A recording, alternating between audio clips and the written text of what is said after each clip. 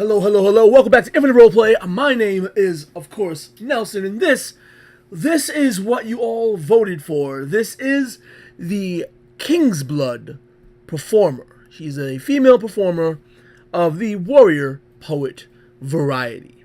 And as such, I figured putting her in a little dancing sort of position, movement, would be a good thing. I have the full 3-hour stream up on the channel if you want to check that out. And if you have seen it, you notice that I cut out like the drawn out search for some reference images because I wanted to get the dancing right. So that there's me calling back to the reference image that I'm using. And if you noticed, the sketch of our good friend Benjamin Brownie blinking up in the right hand corner is to, of course, cover my camera, because watching my head move around and talk at like a billion speed is is kind of insane. So I took that out. While I was drawing this, I was having a lot of issues with the proportions I was looking for. So I decided to get a little bit more old school and just start throwing in the generic shapes, the cylinders and whatnot. And it seemed to help out a lot. Before I decided, on the staff, that was a suggestion made by my boy Brian during the stream. He was hanging out with me in Google Hangouts while I was streaming over Twitch. I thought of a sword. I was like, yeah, the sword would be cool, but yeah, everybody's uses a freaking sword. So, staff it is. And, kind of makes sense. You could spin around a staff, flourish with a staff. And for a warrior poet, using a staff in combat would lead, I think, a lot better to certain dance moves and whatnot. Here, once I have the pose that I wanted, I'm trying to find, like, the clothing that I wanted to give her. And if you watch the thing, we're kind of mentioning how she's a Kingsblood, so she has that radiant body. So instead of giving her a dress with like full sleeves, I got these little forearm glove sleevey type things. And Brian suggested putting a split in her dress.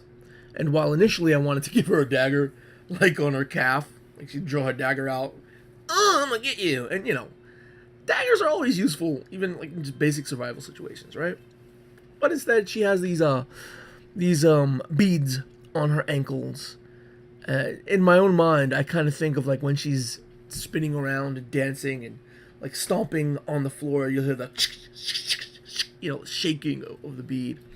Not that it really makes any difference, it's just the drawing. And the actual dancer's expression was really neutral and almost like serene, very concentrated on what she was doing. And I was like, this is SMTT. People need to have fun. So that's where the smile came in. And here, what looks like runic writing is in no way, shape, or form runic writing. It's just me messing with Brian, writing a little message to him without using any spaces between the letters and having everything capitalized. But it actually, though I was messing with him, I decided to keep it for the final design because it kind of, sort of did look like runic writing. So now that the sketch is done, I did everything in different colors so that when I was putting it together, I could identify what was on what layer and whatever. But the great thing about, Manga Studio or Clip Studio Paint is that you could put everything in a folder and then just make everything blue. Just everything blue. That's what I did. Made everything blue, sketched over it, did a little inking. In a minute, you're probably going to see me throw up the Hero School picture because, that's something I've been doing for a while. And for the time being, I actually have a poll on which Hero School character I'll be drawing next, because First Class, which is Season 1 of Hero School, has come to its conclusion. And when we return with Season 2 of Hero School, The children will be grown up. They'll be adults. If only young adults, but adults nonetheless. So you're not gonna figure out which ones I want to draw and handle first. That's the School of Hero School First Class. Just all those people. I would name them, but it'll take me too long to do it in the clip because it's about to end. You're gonna see me coloring in. Oh, good friend. I don't know. She doesn't have a name.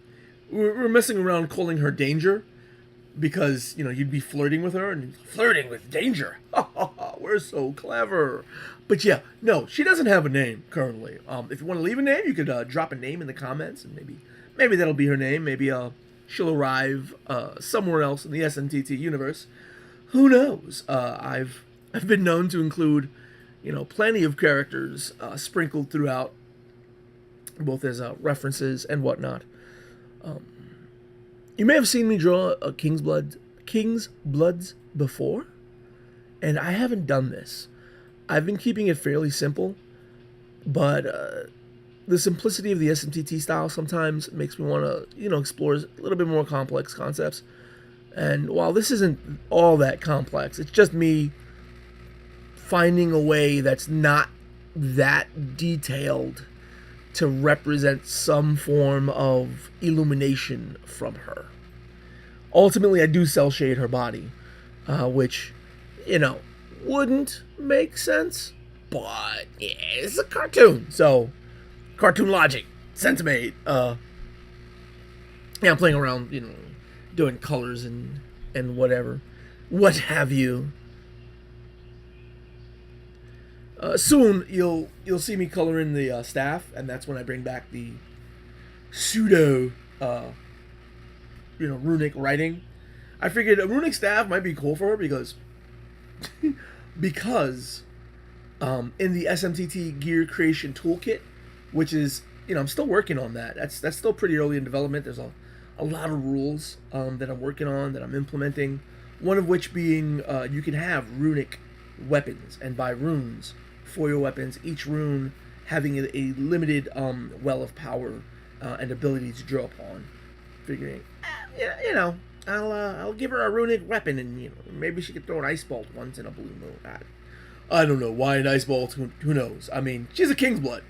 She could enchant her own weapon to deal radiant damage because that's what Kingsbloods can do. Or they can glow freaking brightly. They shine bright like a diamond. But yeah, the obligatory. Wow, I can't talk. What I was going to say is the obligatory outline, the heavy outline that I usually use when dealing my SMTT artwork is right there that you've seen me doing. Soon, after fiddling around with the eyes, I'll be dipping back into the flesh of Danger. The flesh of Danger. Oh no, that sounds so cannibalistic. I'll be going back over the line work for her body and just lightening it up so that it feeds into that self-luminescent concept, while keeping the line art for like the clothes and accessories and staff and whatnot. They remain black because they're not self-luminescent like she is, because she shines bright like a diamond. Yeah, I've been talking entirely too much. I usually shut up and let some music play, but I'm almost already finished with with this time lapse. It's terrible. I think streams have been spoiling me. Just run your mouth all day long. Just do it. Speaking about running my mouth all day long, what I'm trying to do now is fiddle around with cell shading and get something going. And initially, the cell shading looked horrendous. Horrendous. One of the reasons was because I was using a cool color to cell shade. I was using a light blue on the multiply layer, and it just didn't fit. She's orange and yellow, something maybe a little warmer. So I went with a purple instead for her body, and kept the light blue for what's not her body. And I played around with the opacity because it was a little bit too strong, especially considering that she glows. Yeah, that, and when I first started doing the cell shading, I was doing it underneath the yellow, internal glowy layer, so it had a really weird look. So, yep, this is the end of it all, and that's the the Kingsblood warrior poet, also known as Danger. Till next time, yeah, bye.